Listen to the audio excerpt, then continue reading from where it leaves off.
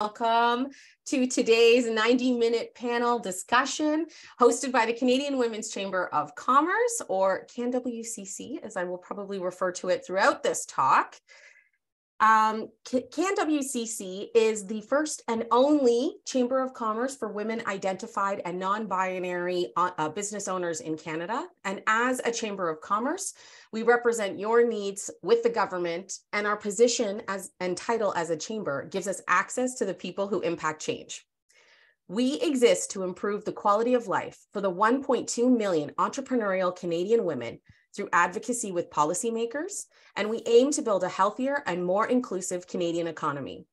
We are here to amplify the stories and voices of women and non-binary entrepreneurs and to fight for their economic equity. We are a nationally incorporated, not-for-profit organization dedicated to advocacy, advancement, and connection for and on behalf of our members. CanWCC's membership consists of women-identified entrepreneurs and organizations that are at least 50% woman-owned and led. If you're interested in learning more about what we do, please visit us at canwcc.ca. My name is Jenna Clockley, and I am the Director of Community Growth and Engagement here with the Canadian Women's Chamber of Commerce. My pronouns are she, her, and I'm so pleased to welcome you to this panel discussion today from the unceded and unsurrendered lands of the Anishinaabe, the Cree, the Ojibwe, Dakota, and Dene peoples, and home to the Métis Nation covered in Treaty 1, colonially known as Winnipeg, Manitoba. The Canadian Women's Chamber of Commerce operates out of the traditional territory of many nations, including the Mississaugas of the Credit, the Anishinaabe, the Chippewa, the Haudenosaunee, and the Wendat peoples, and is now home to many diverse First Nations and Inuit and Métis people in what is colonially known as Toronto, Ontario. Please feel free to introduce yourself in the chat, share your pronouns, your organizations, and the land that you are joining us from today in the chat. If you need support on the land that you are on, you can learn more about the stewardship and the treaties connected to where you're situated by visiting nativeland.ca, which is in the chat right now. So a little bit of housekeeping before we get started. We will be posting your questions directly to the panelists who are on your screen right now. Catherine Chan from the Canadian Women's Chamber of Commerce will be engaging with you in the chat today, so feel free to say hi and introduce yourself there. As we have time in this conversation, we will invite you to come off mute and participate in an open forum with the panelists. But until we start that period, we ask that everyone please stay on mute so we can hear the panelists clearly. We have purposely chosen a meeting style event so you can all see each other and be active in the conversation. And the panelists right now are spotlighted, so they should show up at the top of your screen or be visible to you if you are on a full screen. Today's event is recorded, and a recording will be shared after the event. So without further ado, let's get started.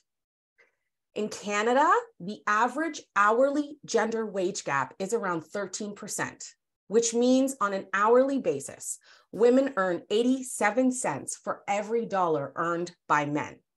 When measured by the average annual wage gap, that grows to 25%. This inequity is amplified for women of color, disabled women, trans women, and women with other intersecting marginalized identities. Indigenous women face a particularly large wage gap, with some estimates suggesting that the gap may be as high as 40%. Racialized women also face a significant wage gap, with some estimates suggesting that they earn only 67% of what non-racialized men earn. Women with disabilities also face significant wage disparities, with studies showing they earn only 52% of what their non-disabled male counterparts earn. This wage gap significantly impacts the Canadian economy and entrepreneurship for women identifying business owners. Women make up half the population and the workforce, and their economic contributions are essential to Canada's economy.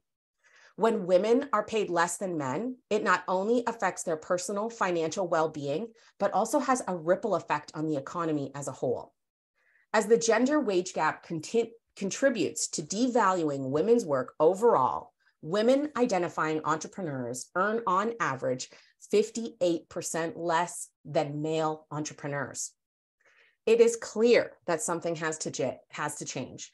And today I am thrilled to introduce to you some incredible leaders who have been actively working to create wage equity in Canada. Please join me in welcoming our panelists today. In 2020, Katie Ward assumed leadership of the Pay Equity Commission of Ontario and the Pay Equity Commission of Ontario as the Commissioner and CAO. Commissioner Ward is a seasoned executive whose career has been characterized by successful collaboration across public, private, and not-for-profit organizations to design and deliver inclusive economic growth strategies.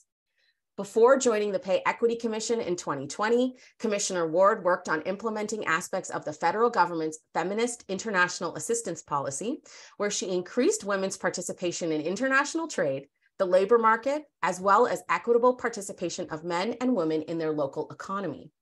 Her expertise has taken her around the world working with legislators to establish programs and legislation that support women-led micro and small enterprises.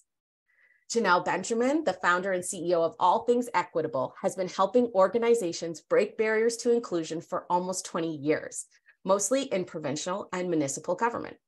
After suffering her own mistreatment in the workplace, she decided it was time to help others affect systemic change. She founded All Things Equitable, one of the top 10 Canada emerging diversity and inclusion companies, to contribute to this historic movement for social justice and racial equity, and she provides consulting services to employers. Her recommendations for change have resulted in large-scale transformations to organizations and continuous improvement in a multitude of sectors. And she has been featured in Forbes, the Globe and Mail, the Toronto Star, and has been seen on Rogers TV and the Ebony Podcast Network. And the founder of Moms at Work, Alison Vendetti, is a career coach, human resources, and return to work expert with over 15 years of experience in creating programs, policy, and best practices that improve workplace cultures and increase employer retention. She is the founder of Moms at Work, Canada's largest professional network for women, and she is passionate about breaking down the barriers to women succeeding in their careers and motherhood.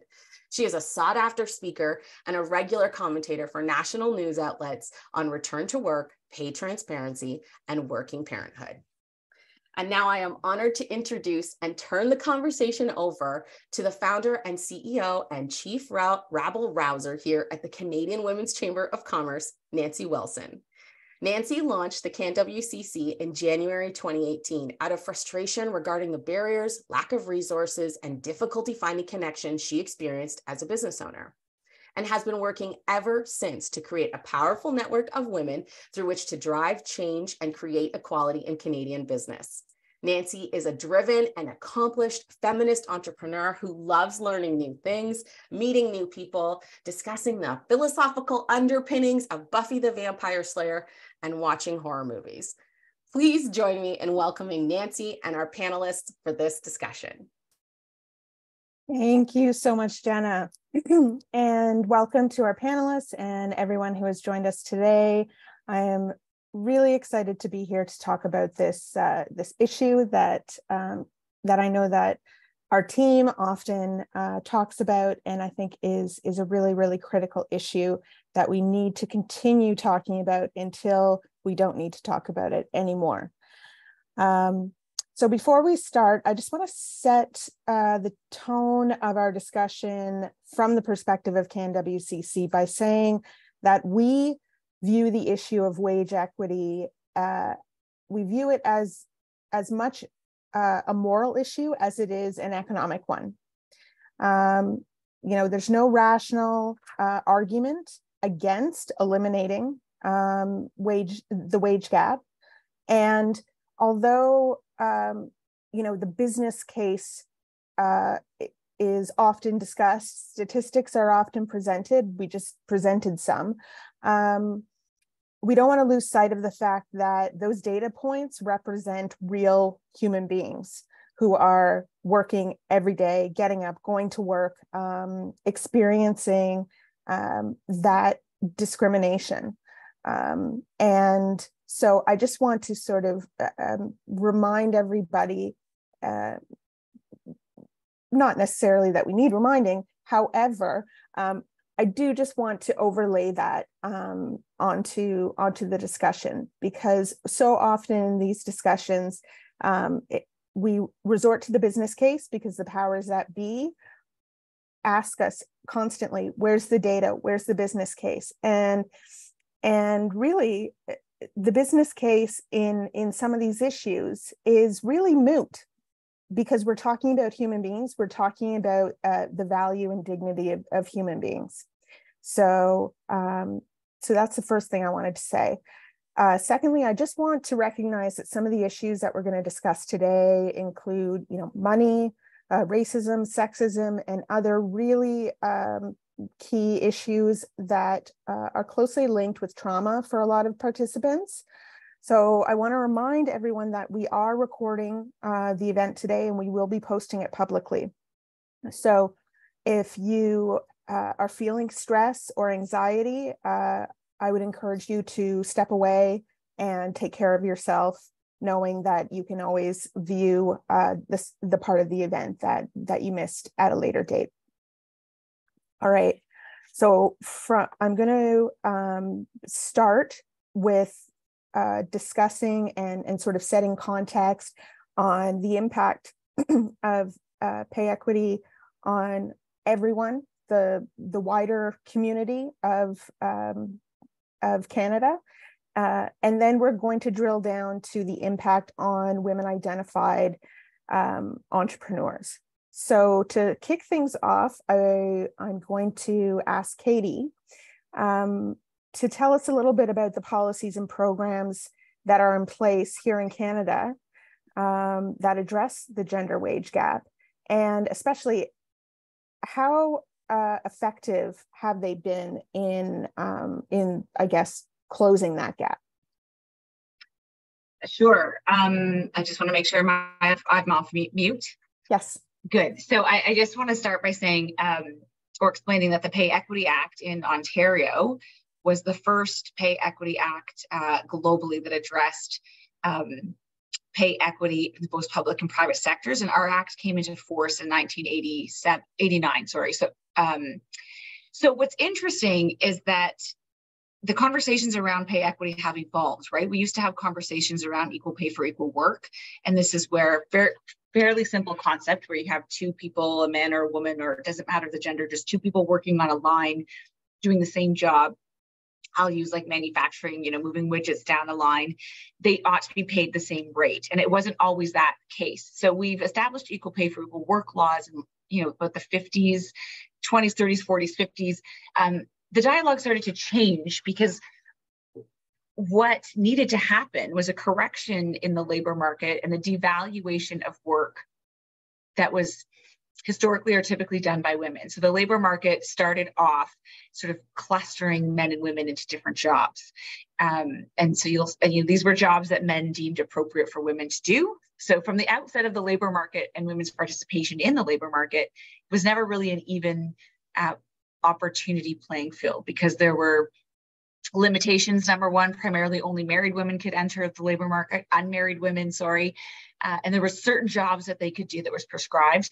And the salaries were set lower because they were not seen as breadwinners. At that time, it was a very specific view of family structure, and men were breadwinners and women were not. So we know that that's not true. I'm sure that they were, single mothers and non-binary folks throughout the entire history, but this is just the way the structure evolved. So our act came into place to really kind of redress that systemic discrimination of jobs that were historically categorized or stereotyped as women's work, and they were undervalued because it was women's work. So what it does is we have a gender neutral job comparator system where we look at the value that a job provides and all job classes within an organization, regardless of who does the work. So it really is, it's not about the gender of the individual, it's about the job and the job class. And then we look at, once we have a value of that job class, we do say, well, is it female dominated, male dominated? And then we look and say, okay, if it is male dominated and paid more, but it has the same value as a female dominated that's paid less, we have to correct for that because there's unconscious bias happening. So it's a really interesting act. Over time, over the last 20 years, we've seen the gender wage gap close 6%. That's not a lot, although it's closing. There's progress. It's slow, but it is being made. And I think that's as a result, not just of the Pay Equity Act, but other forms of advocacy, like what you're doing, what Moms at Work is doing, what Janelle Benjamin is doing. All these types of advocacy come together to kind of put pressure on the historical structures or the historical devaluation of quote unquote women's work. And we've seen, over the pandemic, we saw that there's a disproportionate amount of care work. And I know Allison can get into this, but the impacts of women's ability to participate in the labor market also impacts gender or wage equity. If they're not able to participate fully, they will not earn similar to men. Averages will be lower. So, there is, tax instruments are being created to formalize in other economies unpaid labor that women take on to bring up and close the gender wage gap. Governments are increasingly supporting targeted programs to reduce barriers to entry for women to higher paying, typically male-dominated fields like skilled trades or STEM. And in fact, we do see some progress happening in STEM with women entering the sort of the STEM professions and seeing and achieving greater pay equity. And there's just a broader conversation around what types of tools we need now, because we've seen pay equity acts, we've seen equal pay acts, we've seen tax incentives and pushing the education, the credentials in women to go into sort of non-traditional. I don't even like to say non-traditional because it reinforces an idea of a tradition, but in jobs that have been historically dominated by men. And that declustering of jobs is making a difference, but it needs to hurry up. And we know that it starts very young. This is another policy related question, because we know there's research out of OECD that show children as young as 5 years old have gendered ideas of occupations. And that starts to limit what they believe about what they can do and how they do it. So that's a question. It's a full, all of government approach when you have to look at education curriculums, skills training, university and college opportunities, barriers to entry. All of the things have to come together. I muted myself. Thanks, Katie. Yeah, I've so many responses to make, but I have to remind myself I am the moderator. Okay, thank you for that response that gives a great kind of level setting context for the issue. Janelle, can you elaborate on sort of cultural, social factors that play a role in perpetuating the wage gap? Thank you for that question, Nancy. Just confirming I'm also off mute and you can hear me? Yes, you are. Excellent. So Katie touched on a lot of them. She's such a great speaker and really summarized our talk today extremely well. So I will echo some of what she said and reinforce it and maybe add a few things. So some of those things include things like educational attainment. Are women, we know women are getting educated more and more, and it affects our career choices and options. Some of the social and cultural factors are, are we married or not? Are we parents or not? Allison can talk about some of that. Are we single parents or not? Those things are going to impact our options for employment, whether we work or not, whether we're doing work in the house, unpaid labor or paid labor, it's all work. But again, it's going to affect, our participation, which Katie touched on, right? Our time away from employment, whether that's voluntarily or involuntarily. We may be laid off, which has happened to me twice over the course of my career. And those things played certainly an extreme factor in perpetuating the wage gap, right? I can tell you, I've been out of the workforce, at each time, my pension contributions were not being made, the access to social and cultural events for my children were quite limited during that time. Could they be in piano and dance and all of those, taekwondo and the things that they're in now? Absolutely not. So it impacts our children. It impacts our, the society around us. And also, Katie touched on this too. It influences the type of occupational fields that we go into. She talked a little bit about some fields that are being more dominated by one gender over another. She talked about skills training, barriers to entry, but I do want to just add to the conversation a little bit about, gender discrimination and the continued discriminatory practices of organizations that also play a role in perpetuating the wage gap, right? We know, even with the great pay equity legislation that we have and the hard work of members of our provincial governments to reduce the disparities, it continues to exist because of this sort of entrenched biases in our systems that perpetuate, the wage gap between the genders. And so we absolutely need to take a look at the systems, take a look at things beginning as far as, Katie's mentioned children as young as 5 years old, establishing or gaining these ideas about what women can do and what men can do, and how do we break those norms.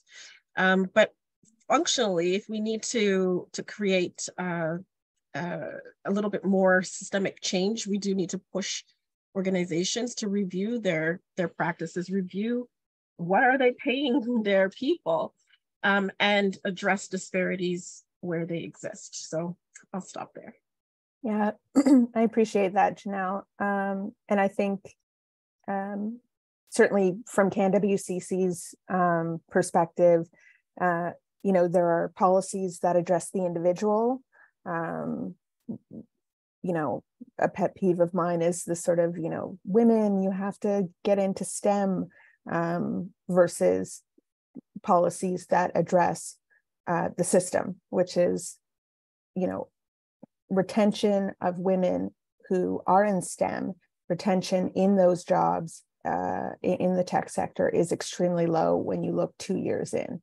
So why would I say to a young woman, work your butt off in university in an extremely difficult STEM curriculum just to maybe bounce out of that sector 2 years in? So I think it has to be maybe both at the same time.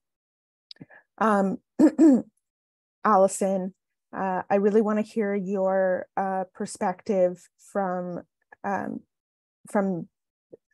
parent's perspective on returning to work after a break in employment, and as well as the attitudes and beliefs about gender, parenthood, and work impact and perpetuate the gender wage gap, and ideas you have to change those.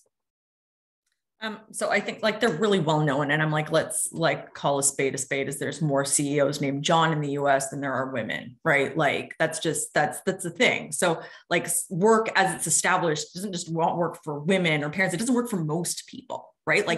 It's not a system it was a system post, World War II. That's two people in a family, one person stays home, does all the care, the other person goes to work. And that's the perpetuated thing. So when we were doing a prep for this call, we were talking because it was, equal pay day and it's April. And I'm yeah, but equal pay day for mothers is in September, right? So we're months and months behind because there is no valuation on care work. It's not included in the GDP. So unpaid labor is a huge toll mentally, physically, and financially for the women, childless or not, who are expected to carry that burden of emotional labor, of care labor, of physical labor, within the home and without it. I don't spend a lot of time spinning my wheels about the numbers, because anybody who wants me to make a business case for paying women the same as men, I'm this isn't a conversation I'm willing to have, because that's dumb. Right? If you're paying me money to sit here and tell you why that should happen, then I'm the wrong person to be having that discussion with. So for me, I'm we have 1.2 million female entrepreneurs. And I'm You have the ability running a company to change that. So Moms at Work works 4 days a week. We are remote. We are well paid. We are respected for the skills that we have. There's like 9 people on my team now. And I'm like, that will never change. But we get to set the stage for something that's going to make it work for us. All of my staff had career breaks. All of them have special needs kids. And I've said this before, I don't care how great my workplace was. My kids had 40 sick kids appointments last year. No employer is going to let me take that much time off and still think that I'm a good worker at the end of the day, because capitalism is real and nobody's working for hugs, right? Like that. So it's an exchange of time for money. So in terms of like what things we can do to change, I'm like, we really need to be very open about talking about good part-time jobs, like good ones, well paid with benefits, not a gig economy, not contractors, good part-time jobs. And Paul Taylor, who left Food Share to go to evenings and weekends, is showing that, right? Like that it can be done. And so we need to see more examples of people doing it differently. Janelle's doing it differently. I'm trying to do it differently. Nancy's trying to do it differently. So as much as we want to talk about this, we have to do it. We have to be like, I don't want to do this way anymore. I want to do something that works for me. And I think that with the educational levels that women are achieving, I think that with the changes that are coming, I'm like, I think it's inevitable, right? Like, I think that people are getting really sick of being fired for, voicing the opinions. I was on the way out. I'm like, I quit before they got to fire me. But like work wasn't made for us. And so let's stop pretending that it was, right? Totally. Yeah, I hear you. I was never as happy as when I was fired from the jobs that I was fired from. I left and I was like, how do I feel about this? I feel great about this. They made the right decision getting rid of me. I was not a good fit for that job. Okay, so we've heard from the panelists. Now I want to hear from the participants. So are there questions in the chat box yet? Or I'll invite anyone to put up your hand so I can see that folks want to participate. And if you want to make a question, if you want to share an experience, if you want to ask a question of the panel. Yeah. And I'm going to jump in, like, Nancy designed this to be small so that like you can usually go listen to people and then you're like, I really wish I could ask. And I'm like, this is the chance. Ask us anything. We're here for you. And we know a lot about this because we've been prepping for this, but this is something that we all live with. So feel free to share an experience, share your opinion. This is not like sage from the stage type of situation. Everything that all of your lived experience is relevant. So feel free to jump in. Marianne. I'm here with my equity and social justice class of grade 12s. And my question is, it is illegal to not pay equally for that particular job. Why does it happen so often? And we have all this data and it's clear that it's illegal and it's still happening. What are the repercussions for these businesses, these institutions?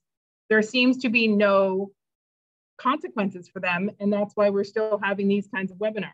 So how can that still happen? What do you think is the next step that has to happen for the consequences for the wage theft is so huge, right? So why are there no consequences, or is it one of these white collar crimes that I guess we just kind of accept and move on and play the game? So I'm just curious what your thoughts are on. Yeah, Katie.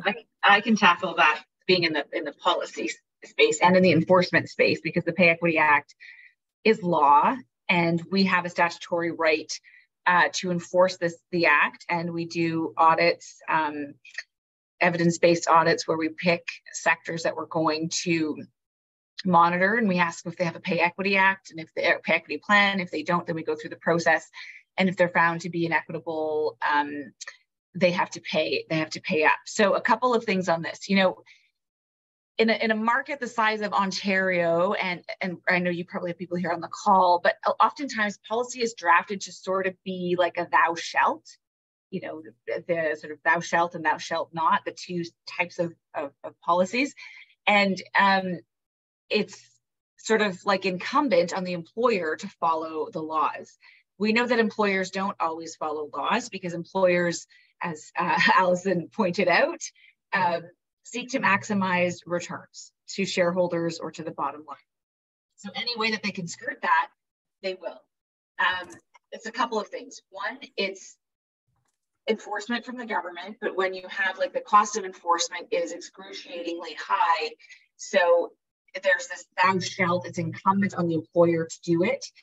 And then it's followed up with proactive, like our act is a thou shalt. But we have a team that goes out and does audits. Can we audit every single company in Ontario? There's upwards of like 20,000, probably more. Actually, my team can fact check that and I can report back on the number. But there's a huge amount. So that's part of the issue, is the way that policy is usually drafted is that it's proactive. Government businesses should follow. And then there's systems in place for enforcement.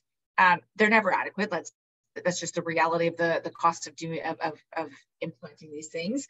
But there's systems in place to allow employees to report and to proactively hold their employer to account.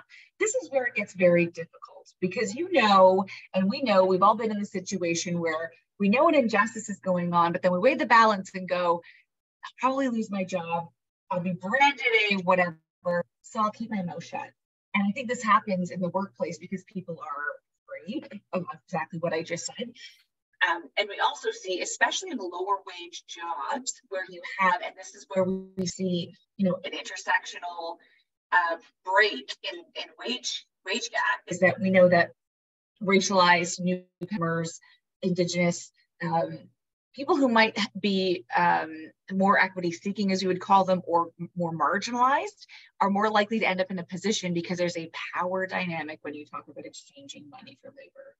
And this is a really topic that kind of emerged during COVID because we saw all of the challenges with migrant labor and newcomer labor, and policymakers are starting to really address this more heavily to figure out how do we actually educate and empower employees so that they can be educated and stand up for themselves, because it's terrifying. If you are living paycheck to paycheck, are you really going to stand up for yourself for a few extra dollars or cents if it means potentially losing your job, which might mean losing your immigration status? So there's a power dynamic that has to be addressed.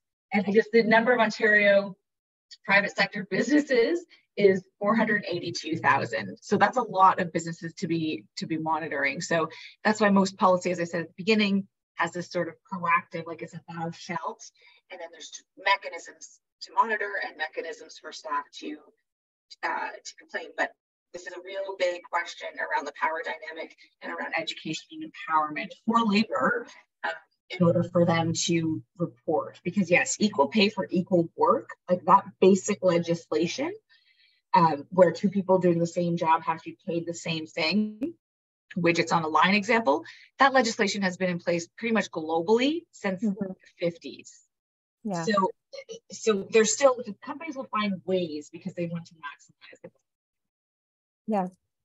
Yeah. And I do want to recognize that, laughing all the way, I just got fired. I want to recognize, like, I have a lot of privileges that allowed me to respond so casually to being fired. I do not have kids. I have parents that are alive and would absolutely let me sleep on their couch, all of those things. So I don't want to trivialize being fired in any way. So we have some questions in the chat, and we have 2 people with their hands up. We have 10 more minutes for questions. So let me see. Allison, do you want to address Zara's question about parental leave? Yeah, and then Janelle's going to jump in on the salary negotiation, whatever, because I was like, yeah. So that's been the goal for Moms at Work. So 2 points is, one, we're funding cases through the Human Rights Tribunal, right? Like I'm backstopping some of these women who like have been discriminated against. I think it's important for people who do not have the access and ability to fight their employers to get support. And I'm like, that's going to be one of our jobs. I'm like, I decided that in the early 2023. I'm like, why not? Let's take it on. But for parent rights, that's what we've been working for. So all the EI changes that are going to come out this year, sat on the EI panel, we made our submissions, we worked with all of the things, made proposals for legislation. The idea is that it's like, there does need to be a shift in, so they're changing like the 15-week maternity leave to shared. So if you're an adoptive parent, a dad, a mom, and whoever is entitled to that leave, because that's what we're trying to do, is create more equity in how parental leaves are split. There's no incentive right now for men to take it because it's partially paid. They can't access this part. It's very confusing. So that's one thing. Second thing is $10 a day childcare, right? The number of times I've heard mothers be like, it's not worth it for me to go back to work because it's my whole salary. I'm like, no, it's not. I'm like, if you have a partner, that's part of his money too. The way we associate with childcare is that it's taking away from us and that we have to subsidize childcare if we want to go back to work, not realizing the impact that missing that many years or going part-time or taking a lower paid job can have on your whole career. That was the goal. That's why they're spending billions of dollars to get childcare access. And no, it's not perfect. Right? It's not even close to perfect, but we've been fighting for this since like 1951. And I'm like, we're going to take this as a win. We're going to take this as a huge win and like build on that. So all of these goals and all of these things that have just been coming out swinging, childcare, EI changes, whatever, I'm like, are meant to do this systemically. Right? And as Katie said, nothing's going to be perfect, but I'm tired of waiting for perfect. I'm exhausted of waiting for perfect. I am here for any sorts of change now. But that's exactly the issue, is like, this does need to be made a parent thing. There needs to be more supports for single parents. There needs to be more supports for surrogates. We need to create more equity around this to make sure that people are not left behind. Right. And now I'm going to let Janelle take that very spicy, I was taught never to ask for it. Yeah, thanks so much. I do want to address, what Nancy had to share just about, the privilege of being, being able to be laid off in a way that doesn't feel too painful and that allows you to just transition to whatever's coming next in your life quite easily. I was not in that position each time that I was laid off.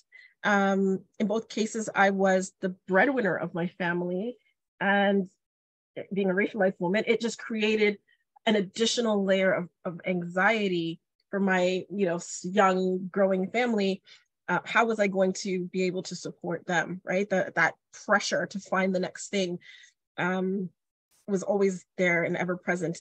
And so the fear, I just want to acknowledge that the fear is real that your parents have in terms of just saying, don't negotiate. If you ask for too much, they're not going to offer you the job, or they're going to, you're going to, lose the opportunity. And I will say that actually happened to me just in the pandemic.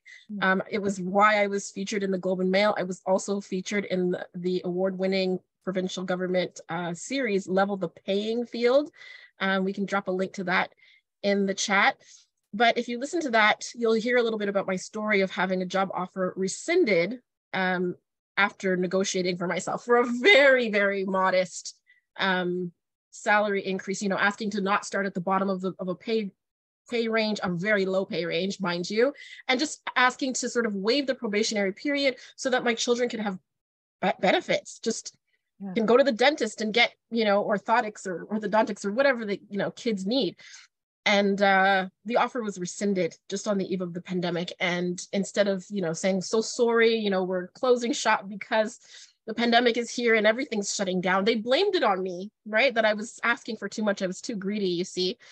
And so I just want to acknowledge your parents' fears. This isn't a fear that is old and archaic.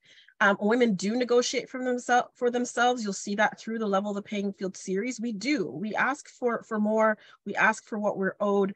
But when we do ask, it's not always the best outcome. So I don't say that to discourage you from asking. I would just say, do ask, do push if you have the privilege to do so, recognizing the risk of potentially losing a job opportunity. If you can afford the risk, then certainly ask for what you're worth, get what you're worth. You're more than deserving. I am not an advocate for being,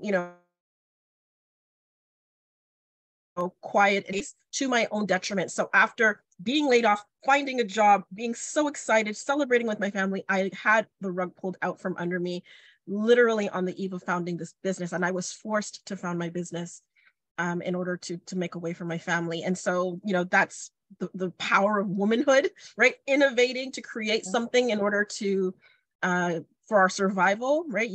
Being resourceful. So I will say, I would encourage you to do so.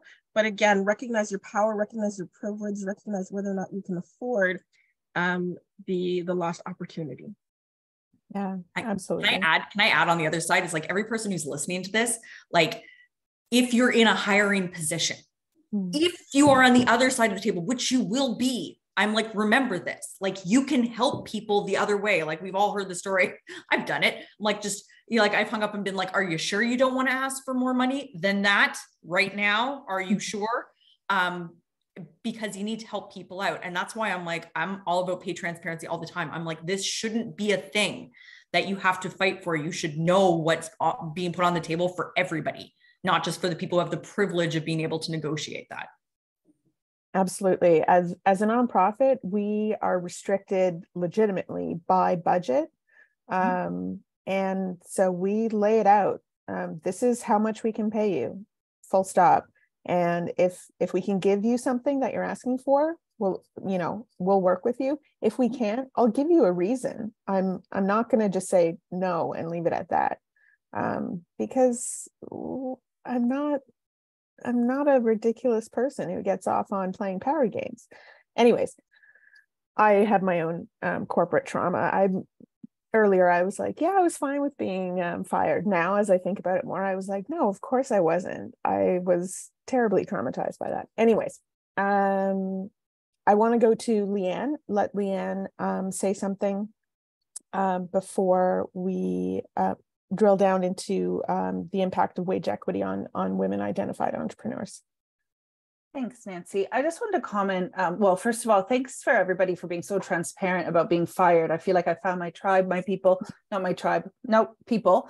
And I think that, for me too, like I was a single mom and working in a nonprofit and ended up starting my own business, to survive.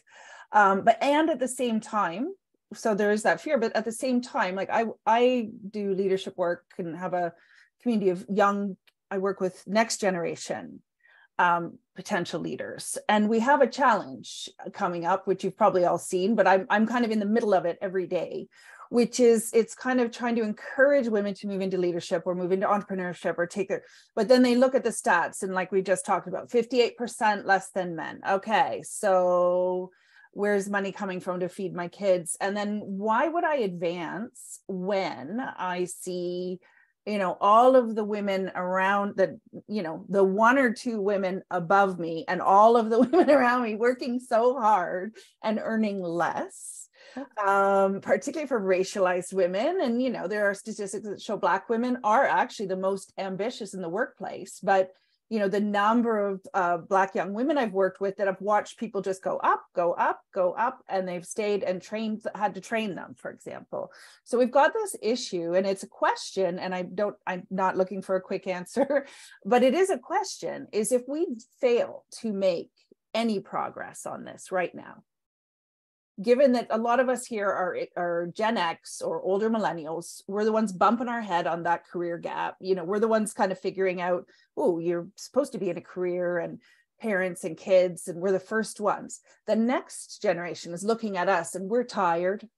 We're so tired. And they're like, why would I do that?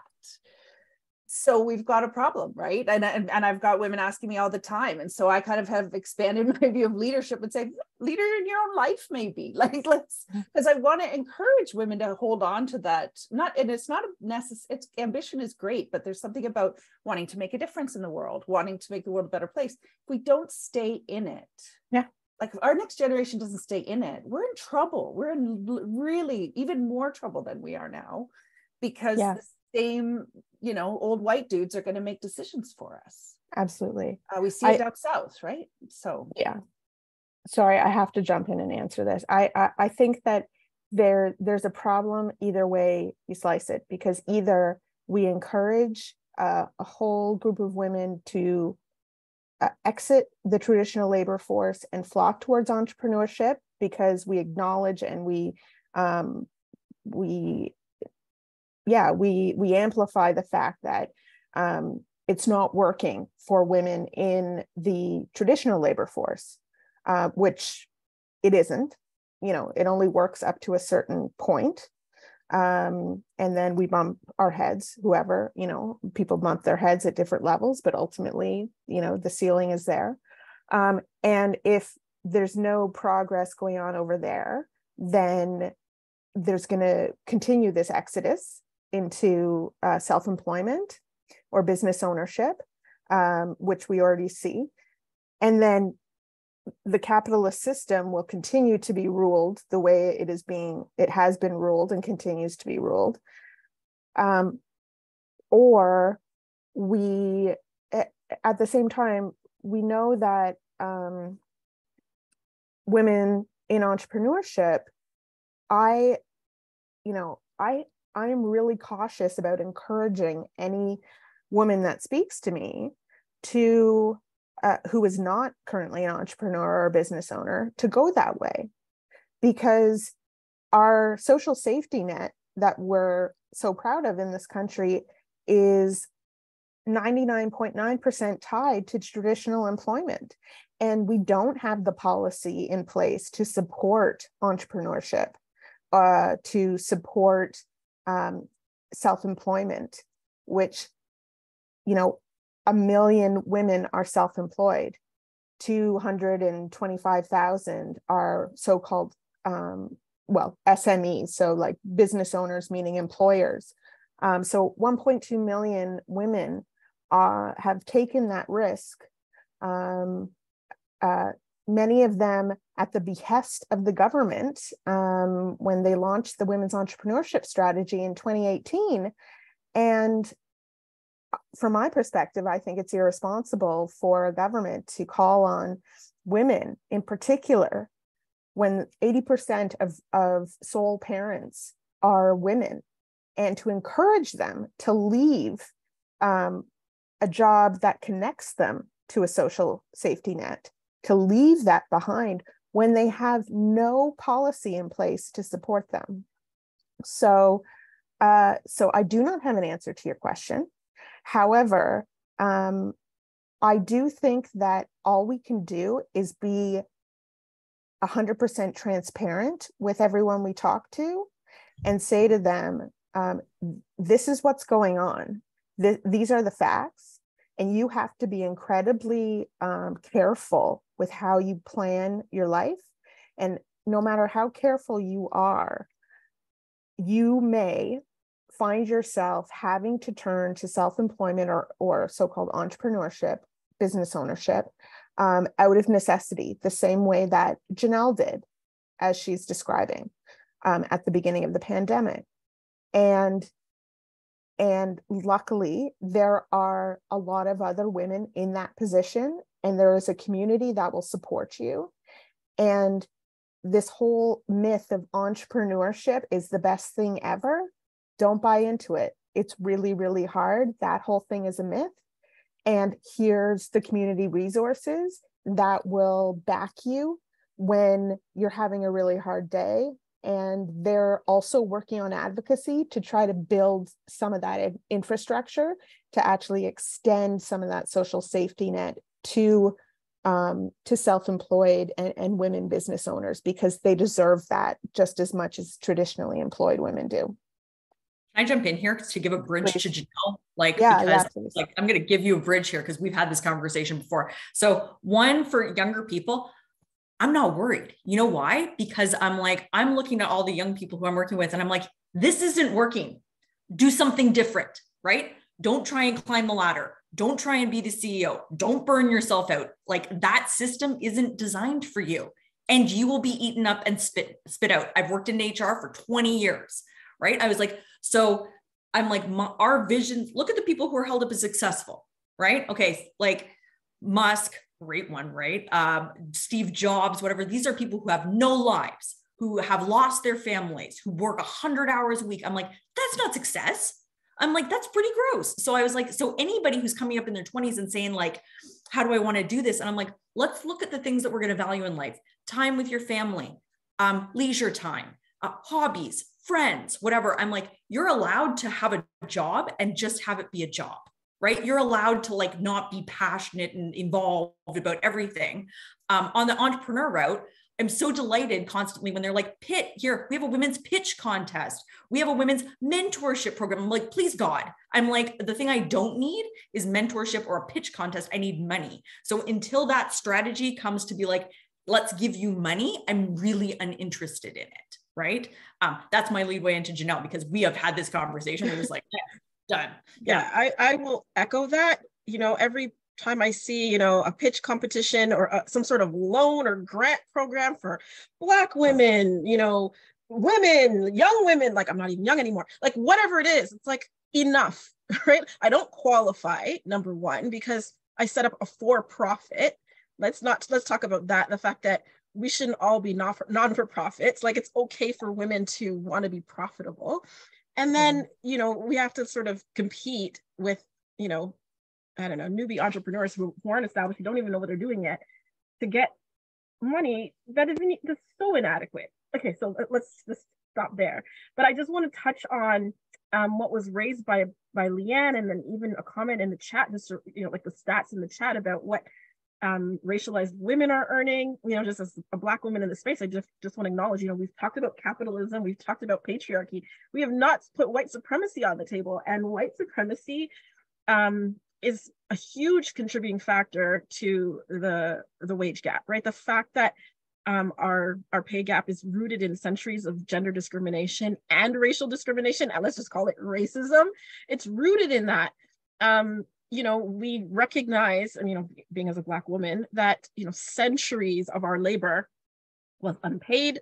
We were exploited to the benefit and the detriment and the, you know, economic advancement and wealth of white communities. So let's just be real there. You know, in terms of what we continue to see playing out in terms of the gender bias, it's even worse when we talk about the racial bias. And it's not, as Nancy's pointed out, it's not solved by moving into entrepreneurship. I'm sure I'm not doing quite as well as nearly the my white counterparts, right, who are doing the same or similar work. And so that disparity, it also needs to be addressed. I mean, we'll talk about what's happening in entrepreneurship like in more depth, but I just want to put that on the table, right? We've got continued discriminatory practices of organizations making hiring decisions, pay decisions based on not just gender, but race as well, race, ethnicity, language ability, all of those things. You know, when we talk about our newcomer population, and we talk about skilled trades and barriers to entry, and all of those things are part of this sort of system that is putting whiteness at the top and everybody else that is othered at the bottom, and not just racialized people, right? We've got newcomers and people with foreign qualifications that are also being systematically kept out, and their pay is impacted. So just want to put all that on the table. You know, we recognize the legacy of slavery, and the fact that, you know, reparations hasn't come for Black communities, right?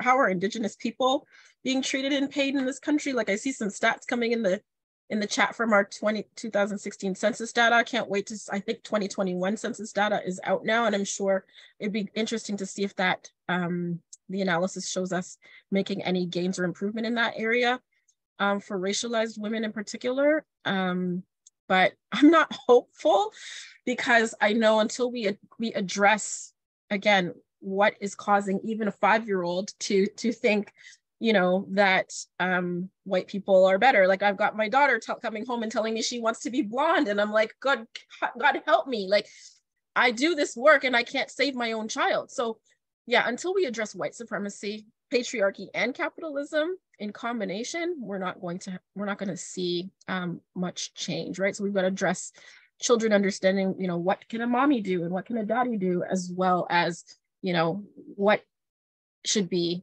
just known, which is just that we're all equal, right? Like equal rights hasn't really come to bear for all people at this point in time. Agreed. And that's a fantastic segue into our next section, which is looking at pay equity and its impact specifically on women identified entrepreneurs. But, you know, we can expand our lens beyond gender and look at its impact on, you know, all sorts of underserved, underestimated, marginalized groups.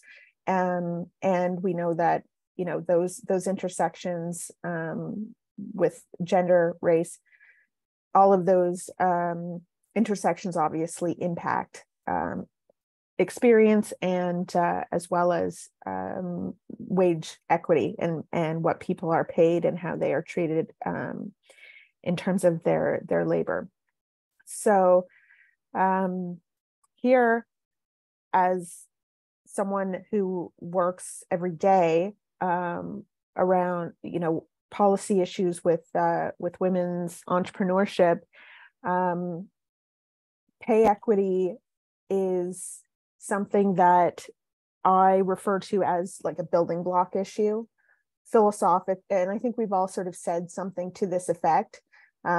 It's a foundational issue that I believe until it's solved, you know, it's really a roadblock to advancing any other equality or equity, because fundamentally, until or unless we can value the labor of one person and equally to another person, you know, it's just philosophically a fundamental unit of value within this society, this cultural group that we have put together. And so I think this is an incredibly important topic and incredibly important to us culturally, economically, socially. So I'm going to turn it over to Katie to ask, your focus is working with employers. And, you know, as an entrepreneur, you know, entrepreneurs are not always employers. They may just be self-employed. They may not intend to be employers. So from your perspective, your office, how does the legislation specifically impact entrepreneurs or you know, early stage business owners? Yeah, great question. So the Pay Equity Act applies to employers who have 10 or more employees. So once you cross that threshold, you have to have a pay equity plan. That's probably just related to, you know, managing the implementation of such an act. And often, as you said, not everybody intends to be a large employer. That's not to say that people in places of employment that have less than 10 people don't deserve pay equity. It's just something that is not in the Pay Equity Act. And that's sort of like, if you look at most forms of legislation, there is some kind of size or income threshold that the acts that the laws apply to. So for, you know, once businesses though cross that threshold, it's incumbent on them to have a pay equity plan. And Allison put a shout out in the chat for us to link to our pay equity toolkit. And I think I see the link here. It's a great toolkit that even just if you are a small employer and you want even less than 10, you want to ensure that you're providing for pay equity, because Allison made the point, like, we can change. We don't have to operate in the same way as entrepreneurs, as women growing a business. You can make a decision to build an equitable, human, caring business with certain policies and procedures. So the pay equity do-it-yourself toolkit walks you through the 7 steps of doing a pay equity analysis. And there's great videos that just explains the concepts, because it is a very complex concept. And I think this is part of, if you're below a 10-person threshold, you might not have the ability to do the kind of job-to-job comparison that's needed to actually figure out pay equity, because you need a sample pool within your company. So what's interesting about the Act, our Act at least, is that it applies to an institution, to one company. It's not meant to correct pay inequity across an entire sector. It's meant to to fix pay equity in one institution. So what is labeled as a, female job class and male job class in one institution might be different somewhere else, because the employee makeup is different. And so and it also doesn't mean we're perpetuating this sort of female or male job, because in different companies, data analysts might be female dominated just by their hiring pattern, or data analysts might be male dominated just by their hiring patterns. And I want to point out a point about non-binary language. So the Act is binary, it's male, female. This is number one, context driven. In the 80s when it was created, this is primarily where we were at socially. I'm sure non-binary existed, it just wasn't in the lexicon. And the other thing is this: I really, really, really, really hope and pray and whatever, meditate, all the things, that we never land on a non-binary or trans job class. Because what that would mean is, it would mean that non-binary and trans people are clustered in certain types of jobs, and they're undervalued because of their gender status. So what the Pay Equity Act did in the 80s was address this historic, like when we go back to the Industrial Revolution and labor laws that were written in the 1850s, 60s, 70s, 80s, early 1900s, early like 1910, 20, those laws were discriminatory against women, and they prescribed women's jobs and men's jobs. So the Act really seeks to redress that historic division of jobs based on our historical binary model of gender. And we don't see, at least the research is not there to show us that we're seeing non-binaries, individuals classified into certain job classes. And I really hope that that does not emerge, because it would mean that we're just going backwards. It would mean we've made zero progress. The idea is to see individuals, regardless of gender, in a job class. And that's what I say when I explain the way that pay equity is done, is that it's actually really not based on the individual. The gender of the individual is important only when we get to the second part of the analysis. The really important part is that we look at job classes and the work that is done within a job class, and we value that work. And then we say, are we paying people differently because of their gender identity? Because two jobs provide the same value, but if it's an hour understanding of male dominated, they're getting more, and female dominated, they're getting less, then we correct. So it's a really interesting, complex process that now, the labor market is changing, gender identities are changing. We hope job classes, though, are not evolving in that way that creates another discriminatory pool. But for entrepreneurs and for women identifying entrepreneurs who are starting businesses, to keep this in mind as you grow, that what are the unconscious or seated biases that you might have that you're just really not aware of. We're launching Level the Playing Field #2 very soon, the second season, and I interview Tony Greenwald. He created the Harvard implicit bias test, and it's really remarkable. Do that test. I did the test and was shocked at the implicit biases I had. I was just blown away. And I did it a couple of times because I was like, this is not true. I was like, wow.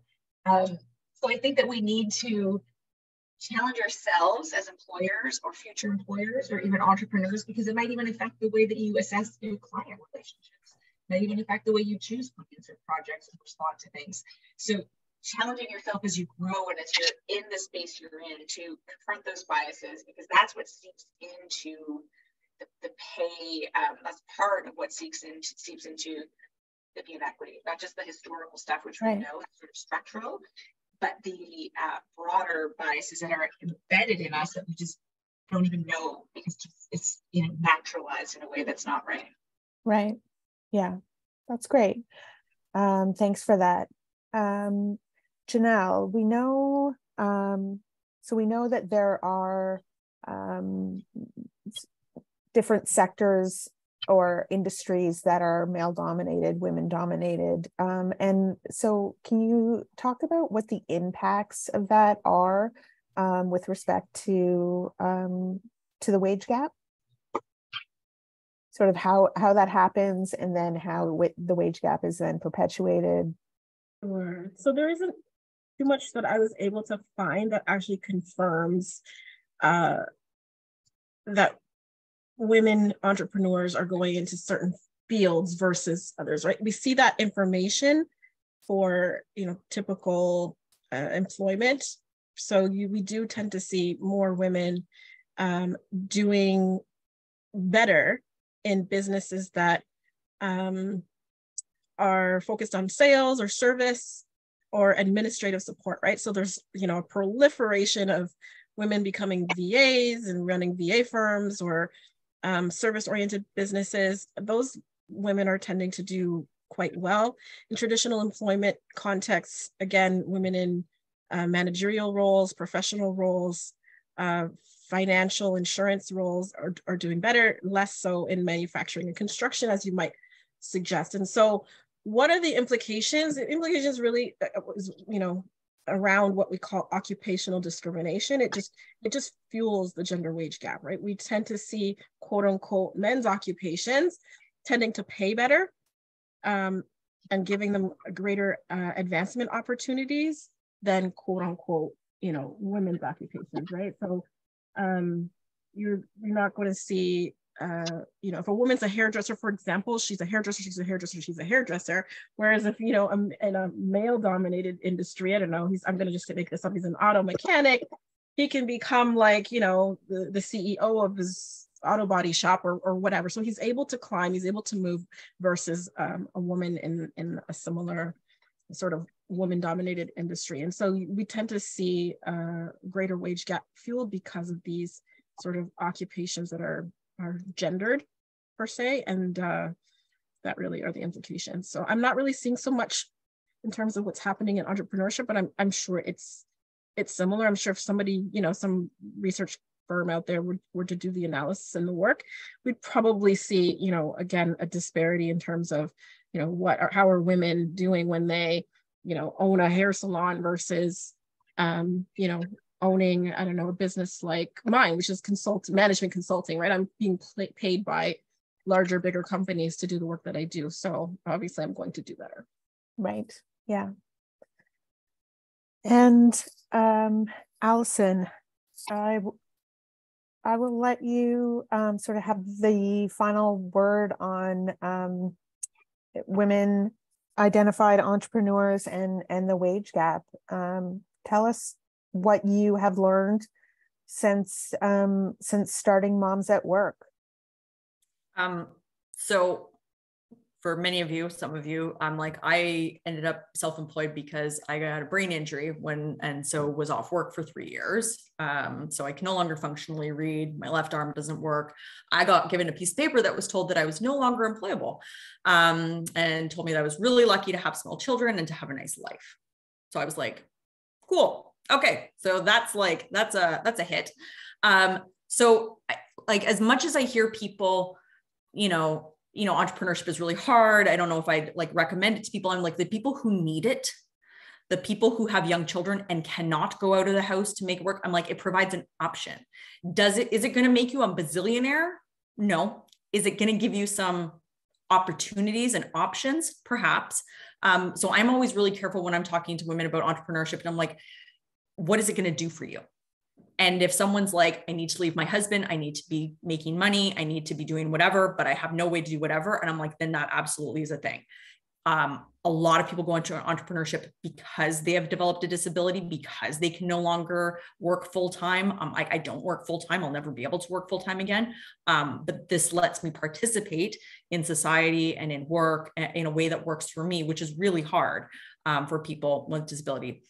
the thing about entrepreneurship that now Janelle can take with her is I saw someone refer to entrepreneurship as like a dartboard, in that, you know, middle income, middle class kids get, you know, one throw at the dartboard, right? And if they land something, they're lucky. And the wealthier you are, the more status you have, the more darts you get to throw. You get more time to throw those darts at the dartboard, and you get to try again, right? You get to try and overgo. Some people will never even be able to stand up to the dartboard because they weren't given any darts. So entrepreneurship comes with a level of, like when we see successful entrepreneurs, you have to recognize the things that are behind them, right? And that it is really hard to grow business. So I look at it as two things. I'm like, one, you have to look at some of these success stories, which I really struggled with, because I was like, how did they do that? Like, how did they like grow this thing? I'm like, oh God, they had money. Okay, right. Now I'm going to like ease up on myself.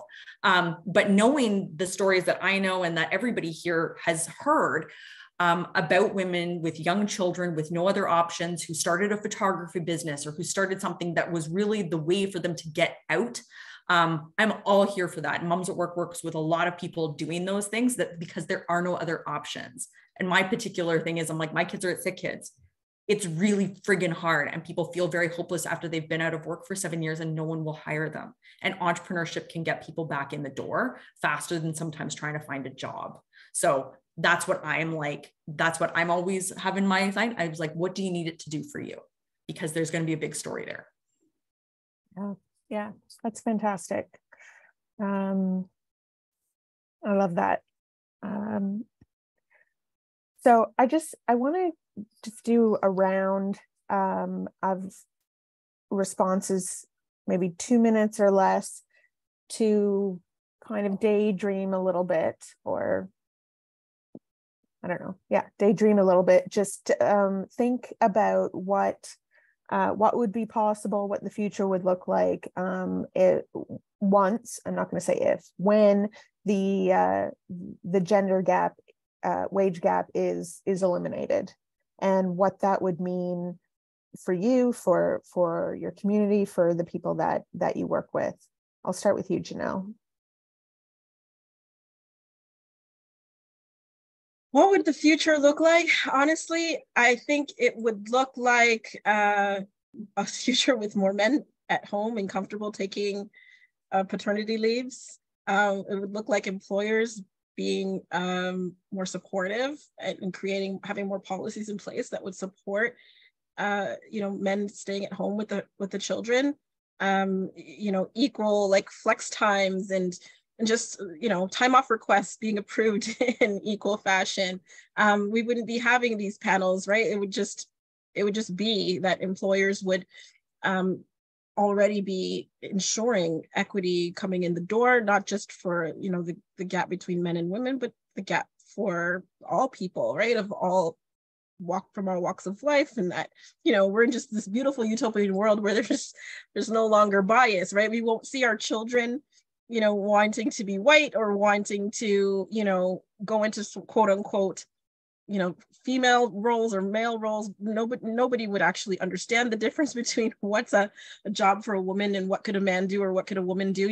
I hear my own son saying annoying things and awful things that, oh, mom, you can't do that. And, so there's like expression I might have like mom power. Like we would have to stop saying things like mom power and like girl power and like women can do anything, because I'm like brainwashing him into these beliefs. I don't know if I'm being successwe, but I do hear him on occasion when he watches something now. He's like, is that girl power? Yes, that is girl power. So we would just have a world where, we don't have to have those conversations. We don't have to be advocating and fighting and talking about, the times that we were laid off or, had offers rescinded or, started businesses because, we've had to. It would just be a lot different, right? Where we could see women in roles that they may not currently be in right now in a lot more proportions, right? More in construction, more women, bus drivers, et cetera, et cetera. I'll pause there. Awesome. Alison, paint a picture. I was like, the end of late stage capitalism, right? Like, I think that there's, you know, whenever I think about this, and I was like, it would give women who were in abusive relationships the ability to leave. It would mean that you're retiring with more money. It would mean that there's a lot more safety, right? Like, so safety for women, like that comes with money for most things. And I was like, and that's what that means. So when we're seeing women retiring with $1 million less, like $1 million less, I'm like, that's substantial and frankly disgusting, because they've put themselves and their ability to work and whatever, to care for children. So for me, I imagine, I was like, me and Janelle and Katie, like, have amazing brains to do amazing things, to do whatever. And we wouldn't sitting here having these conversations. We would be having coffee because we still enjoy hanging out with each other, but working on bigger issues like that, because this would be done, right? Like we wouldn't have to do these things. So all the other things, but mostly it's like, it's the day-to-day stuff. It's like, I know the women who can't leave, who feel trapped, who don't have the financial resources. I'm like, I would hope that we wouldn't, you know, like women's shelters shouldn't be a thing. Like that's the safety for women, I think, is the most important thing that would come out of this, because then you would have choices. Yeah. Amazing. Katie. Thank you. Just to add on to everyone's thoughts here. So somebody asked the question in the chat, if we have laws, but the gap's not closing, what's the point? And I would say, as part of this, is that the point is it is possible. PEI has no statistically relevant gender wage gap. And there's one other country, and the name always escapes me, they have no statistically relevant gender wage gap. So this is possible. I think for me, I'm going to go a notch up on a more higher philosophical level here and say women will stop internalizing the narrative that's been fed to them by the patriarchy, that our attributes are not worthy, or our attributes don't have value. I think, you know, to have motherhood is an incredibly powerful, beautiful, creative thing. I know it's also difficult, but we've completely diminished that in our society. The role of mother, right, has become like something that's not interesting, and we try to get away from it because, you know, it's not important. It's domestic work. Something that was created by the patriarchy. We can go way back in time and talk about when that happened, you know, 6,000 to 10,000 years ago, because before it was one of the most important things. So I think, you know, the future for me is we recognize our inherent worth, that what we've been told, we kind of like, we're our psyches of Stockholm syndrome, and we stop internalizing the narrative that we're not worthy, or the attributes we bring to the table are not worthy, and that these constructs of what is worthy has sort of fallen apart, and what has worth and value, and shifts to understanding that worth and value is a relative term, and it's available everywhere. We've just been taught and trained that we only see it in certain packages, or in certain ideas, or certain bodies. And we totally deconstruct that notion that value, creativity, worth is everywhere. We just don't see it because we've been, you know, trained in a way to identify it in certain packages. And I think that's when we achieve true equity, is when we sort of deconstruct those notions of where value and worth lies, and that we have it inherently. Yeah, I love that. That's great. And I agree completely. One of the things that really bothers me is when folks talk about women identified entrepreneurs, they celebrate this notion that when women start businesses, they do it because they want to improve the world, they want to change the world, which is not untrue. However, it's this level of benign sexism, this sort of, you know, positive approach to misogyny. And, you know, women should be applauded for just starting a business, regardless of whether they want to change the world or not. Because starting a business is hard enough. Changing the world, give me a break. So let's just support all of us in doing what we can to get through the day first before we start talking about changing the world. Can I add a really quick thing in here to the what's the point context, right? What's the point? And I was like, if you look back through history books, I'm like, it's filled with people who would never say, what's the point? Ever. So not thinking that it's just me or Katie or Janelle who are sitting here doing the work. I'm like, that's everybody's job. Whether you're talking about how much money you're making, whether you're having these discussions with your kids, whether you're showing up at a rally, whether you're asking your boss, whether you're helping a woman negotiate more money. I'm like, every single person, even though it feels like you're not doing anything, it does a lot. Having those occasions does a lot. And it can feel demoralizing, but like we were saying, what's the point for a lot of things? And then we're losing abortion access. We're doing whatever. I'm like, we can't stop and like stop to do that, because when we do, we all lose. I'll just add to that really quickly, because, you know, having worked in 2 different government offices, provincial government offices that had legislation, you know, pushing for change, one for, you know, the accessibility community and the office establishing policies for the AODA, and another for the Fairness Commissioner's Office for foreign qualified professionals to not be met with barriers to their professional qualifications and entry to regulated professions. I say legislation is a stick, right? Sometimes it is the stick that is going to push for compliance and push these organizations to change, where, you know, we're asking sort of nicely on the in society, and it just doesn't work, right? So where you have legislation and that you have compliance obligations, you have monitoring, you have enforcement power. I don't know, you know, if all legislations are are just as strong as they possibly could be, but where you have that, employers all of a sudden they start to fall in line, and that's not just with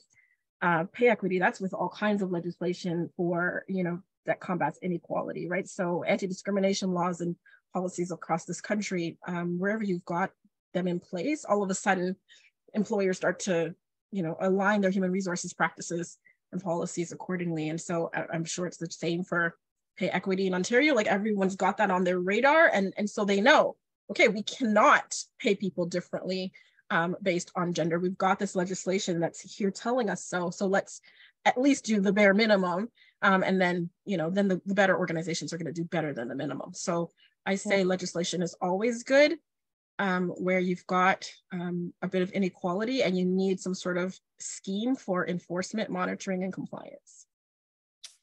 Agreed. Thank you so much. I am going to turn it over to Jenna to close out the event. But I want to say thank you to the panelists, and this was such a great conversation. Thank you for allowing me to put in way more than my 2 cents. I can't help myself, but I'm really passionate about these issues.